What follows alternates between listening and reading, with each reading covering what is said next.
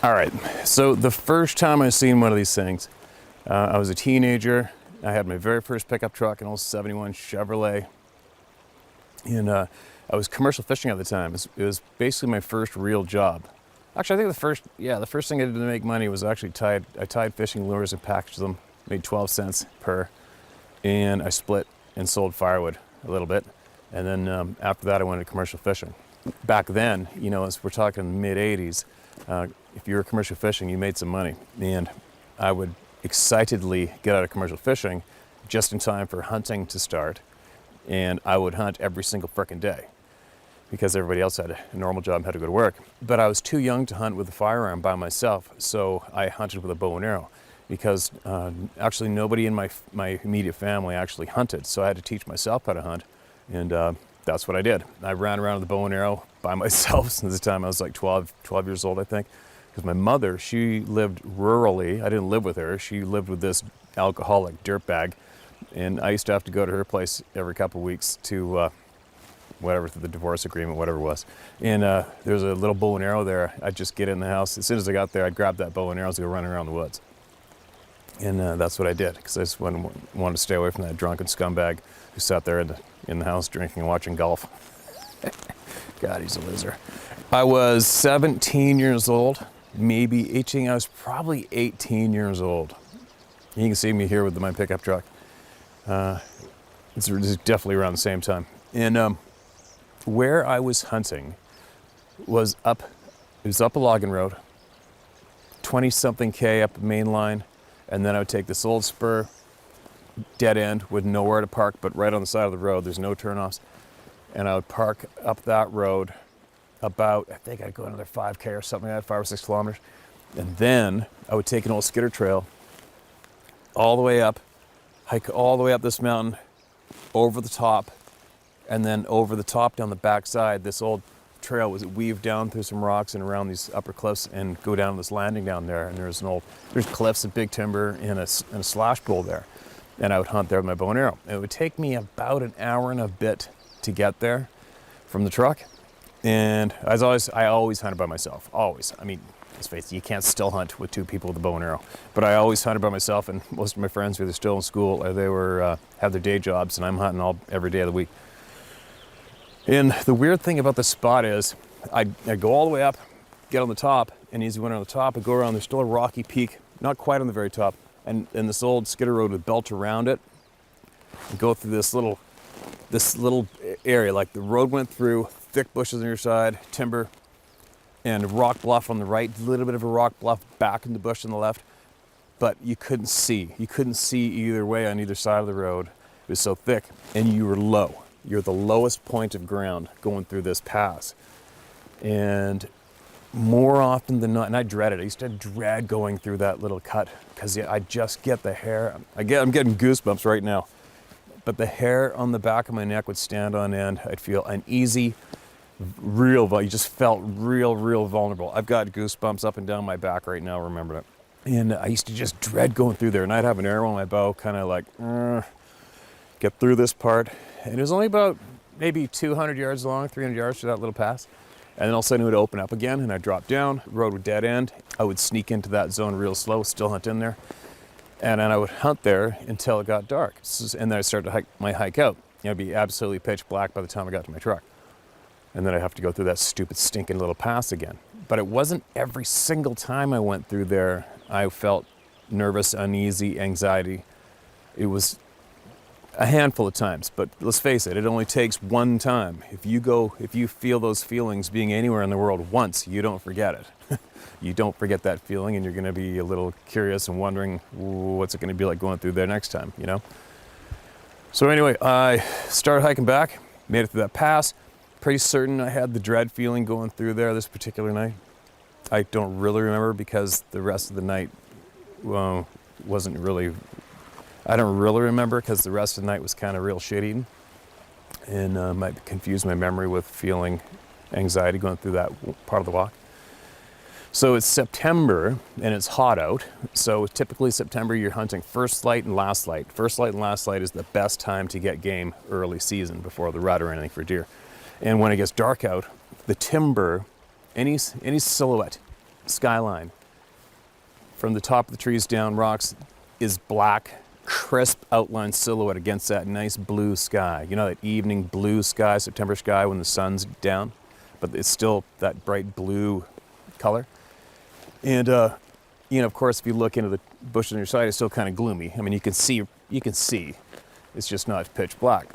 So I'm about halfway into my hike back, and it's all downhill now, winding down, winding down, winding down. And on a particular part of the trail, it was really washed out from water. So it's really noisy too, right? There was not a sound. I mean, we're talking dead quiet, not a sound. And I'm not trying to be quiet, so you can imagine the rock, can't make the sound here, but you can imagine the rock sound underneath your feet of that dry summer, September ground. And I'm not trying to be quiet. And take note, seeing light to see antlers ended half an hour previous. So you can imagine how dark it is by now, because that's when you stop hunting. You stop hunting when and obviously if there's a deer in front of you, you can't tell if it's a buck. It's too dark to hunt. But I would stay until it was absolute last chance, and then I'd start my hike back. So I'm going down like on an angle, you know, fairly steep. And you got to think this all happened really fast.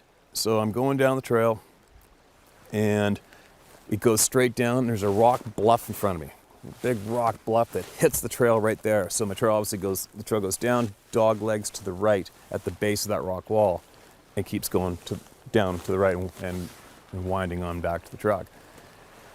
And so I'm going down this hill. You got to think, walking, making tons of noise, glance up. Here's this guy, skylined on top of the rock right above me, probably 15 yards, 10, 15, 15-ish. It was so blatantly obvious we were looking at each other as silly. And me, you know, 18 years old, mid-80s, no internet. Who thinks about Sasquatch? Who would ever dream for a second that the human form up there isn't a human? No one. You know what I mean? You're not familiar with Sasquatch or these beings in the mid-80s when you're 18 years old. You just aren't. And if you are, it's probably because you've seen one or a family member told you they saw one. That's about it. And there's a couple goofy, dramatic shows on TV about the subject. But yeah, so I reacted instantly with thinking it was another hunter sitting on the rock, waiting on that game trail, waiting on that road. And I just automatically thought it was another hunter waiting for last light for a deer to come walking out and shoot it. I didn't even think for a second that seeing light for deer antlers had ended 45 minutes ago when it's way too dark to be hunting. That means he would have been sitting there in the dark wasting his time with nothing to do for 45 minutes. But anyway, I looked up, perfect silhouette. I just went, oh, hey, any luck? Like that's how fast it was. So I'm gonna walk along, look up, oh, any luck? Just like that. So I only got to look at that thing for about 2 seconds, but I do remember vividly when the second speech came out of my mouth, you could see that thing kind of move, like, oh. And, but the part that really freaked me out at that moment was when that silhouette went like this when I spoke to it. I mean, you can't be more blatantly open to each other. I mean, we're right here looking at each other in the middle of frickin' nowhere at 15 yards. There isn't a human being alive that's not gonna go, oh, hey, how's it going? You know what I mean? So the second I spoke, it all of a sudden went like this. Kind of rose up. You could just see it getting a little bigger, and then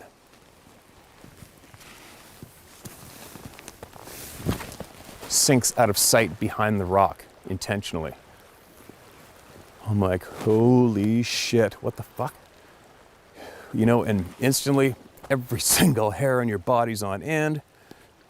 You're starting to breathe faster. It's like, holy shit, this guy's gonna attack me. This guy's trying to set up to kill me or something. All by yourself, you're 18 years old, you got a bow and arrow. I got my arrow on.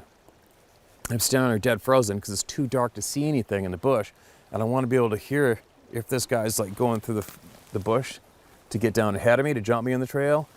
Is he gonna circle around behind me? I'm just sitting there dead frozen, shitting myself, listening to see what direction this guy's going. And there wasn't a frickin' sound. And then my heart was beating out of my frickin' chest. You just don't know what's happening, what's going on. And I felt so threatened and uncomfortable. I felt so uncomfortable and threatened, it was off the chart. And But I knew better to run, because if you think you're being pursued or chased in the forest or wherever, and you start running and panicking, the sound you make from your body just running on that dry gravel or through the bush is going to drown out every single sound around you. So if I start running down that frickin' logging road, I'm not going to hear this dude or this thing running behind me or running up ahead of me to cut me off. I need at least some kind of a warning, so I can at least get my broadhead between me and this dude, or me and this thing, or me and this whatever it is, so I can at least have some kind of a chance at fighting back. You know what I mean? I'm not going to run. I'm going to fight. So I kept my bow pointed towards that side of the trail that he was on, and I had to basically, I'm like walking like this, like,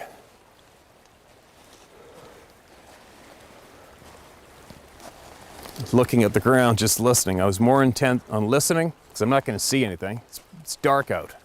And I had to go at that pace all the way to get to the damn truck, because there's thick bush on either side of the road all the way to the truck. It wasn't wide open. And this thing could have been anywhere between me and the truck. It probably took me about an hour of that feeling and that walk to get back to my truck. So, you know, my story isn't that exciting compared to the other ones, and compared to other episodes I've had of these things, but it was my very first one. And I went and sat in my truck. I finally got in the truck and I sat there, and I was freaking like I was on fire. You know, a common trait with all human beings is fright is actually anger. When you get scared, it's anger. And I was on fire at the truck. I wanted to find this dude or whoever it was and knock the shit out of him. You know, it's like, who do you think you are? Anyway. But anyway, I went out and looked in the road I was on. Not a track. Not a truck track, not a dirt bike track, not a bicycle track, no tracks. I'm like, huh? And then I drove back down to where my road hit the main line, and there's no tracks turning off to go up this old road that I was on, just mine. There wasn't even a track going up the main logging road since I'd driven on it. Nothing, nobody but me. And we're talking 30 kilometers in the center of Vancouver Island, you know? And then I started getting a little freaked out, because I had a book on those things I bought when I was in grade 5. It's just one of those things in school, elementary school, where you bring in your $3, $4, whatever it was, and you look on an old menu with a whole pile of different softcover books on it. You could order 3 in the class that ordered all the books, and I ordered the one with the monster on the front, and it was actually a book by John Green on Sasquatches. But that's about the only knowledge I had on those. When I was in elementary school, I read a book once. That's it. So then, once I realized whoever it was has been here either for a while or I was absolutely confused. So we went back there. I went back there the next day with a buddy of mine, and we snuck a rifle with us and snuck a rifle in there. And I got him to go up on that rock in the same position, same spot where I was. And I went down and looked up. And my buddy, what is he, 5'10", 185-pound dude. And if he was maybe 1/3 the size of the thing that was on that rock looking at me. Maybe 1/3 of the size. And then it was like, oh my God. You know, I mean, you can imagine what the thoughts that go through your mind once you make that realization. And then, so getting back to the encounter, what happened was, you know, obviously this thing had watched me a few times up on that rock above me when I was going through the top pass, where I felt vulnerable and the hair on your neck standing up. Obviously that was a good spot for them to sit there and watch me, whatever they're doing. And then on the way out, maybe they watched me go through that pass, and then he went burned down beeline, got up on the rock to watch me again. Whatever they're getting their kicks out of, right? And where he screwed up was when he realized I saw him. See, it was timber, skyline, timber, and then that rock, top of the rock, skyline, and that was only about 10 yards wide, and then it continued timber skyline again. So he screwed up with his backdrop. He didn't have the timber behind him to kill his outline, his silhouette, and that's where he screwed up. And that's when he realized he screwed up, is when I looked right at him. Hey, any luck? Oh, shit, he sees me, you know?